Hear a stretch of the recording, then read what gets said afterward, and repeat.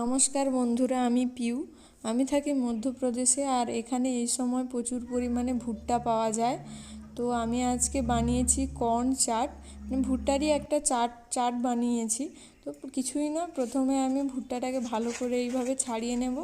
আর এটা পুরো খামের মতো, যত ছাড়াবেন তত বেরোতে থাকবে। তো এইভাবে ভালো করে ছাড়িয়ে নেব।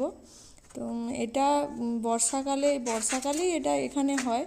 তো এটা খেতে খুবই ভালো লাগে, এরকমও করে খেলে ভালো লাগে, বা ভুট্টাকে পুড়িয়েও খেতে, লেবু আর বিট লবণ দিয়ে পুড়িয়েও খেতে ভালো লাগে। তো আমি আজকে এই রকম একটা চাট বানিয়েছি, ভুট্টারই একটা চাট বানিয়েছি।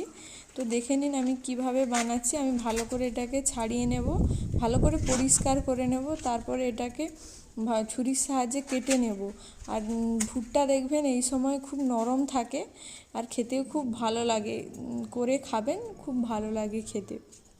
আর এখন এখানে বাজারে প্রচুর পরিমাণে এটা পাওয়া যাচ্ছে এখানে। তো আমি মাঝে মাঝেই এটা কিনে আনি, বাজার থেকে কিনে এনে পুড়িয়েও খাই, আর এই রকম চাট করেও খাই। দুটোই ভালো লাগে খেতে, যেটা দুটোই ভালো লাগে খেতে। পুড়িয়ে খেতেও যেমন ভালো লাগে, এরকম চাট করে খেতেও ভালো লাগে। তো আমি এরকম ভালো করে ছাড়িয়ে কেটে নিচ্ছি। তো কাটতে এই ভুট্টাটা একটু শক্ত ছিল, এই জন্য একটু অসুবিধা হচ্ছিল। আর অনেক সময় ভুট্টা নরমও হয়। আমি এর আগে যতগুলো এনেছি নরমই ছিল, এটাই শুধু একটু শক্ত ছিল। তো আমি এটাকে ভালো করে এরকম কেটে নেব ছুরির সাহায্যে। একটু কাটতে কষ্টই হয়েছে। কেটে নিয়ে তারপর আমি একটা বড় কড়াই, এটা ঠিক না, এটাতে আমি দুধ গরম করি, এটাতেই ভালো করে ওটাকে সেদ্ধ করে নেব, ভুট্টাটাকে ভালো করে সেদ্ধ করে নেব। তো আমি কিছুটা পরিমাণ জল নিয়েছি, আর ওই ভুট্টাটাকে ভালো করে ধুয়ে তারপরে আমি জলে দিয়েছি। জলে দেওয়ার পর এরকম 2-3 মিনিট প্রায় সেদ্ধ করে নেব।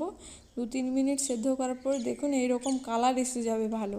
তারপরে আমি কিছুটা পরিমাণ পেঁয়াজ কেটে রেখেছিলাম, ভালো করে কুচিয়ে পেঁয়াজ দিয়ে দেবো, আর একটু ধনেপাতা, আর একটু লেবু, আর একটু বিট লবণ দিয়ে দেবো। আর আপনারা চাইলে এখানে টমেটো দিতে পারেন, বা চাট মশলাও দিতে পারেন।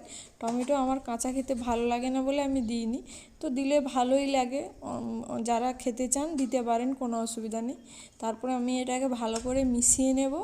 ভালো করে মেশানোর পর এটা আমাদের চাট রেডি। তো আপনারা এইভাবে করে খেতে পারেন, খুব ভালো লাগে। যেই ভুট্টাগুলো দেখবেন একটু শক্ত ধরনের হয়, সেইগুলোকে এরকম সেদ্ধ করে খাবেন, খুব ভালো লাগে খেতে। তো আমার এই রেসিপিটি ভালো লেগে থাকলে লাইক করবেন, আর আমার চ্যানেলটিকে সাবস্ক্রাইব করবেন। ধন্যবাদ।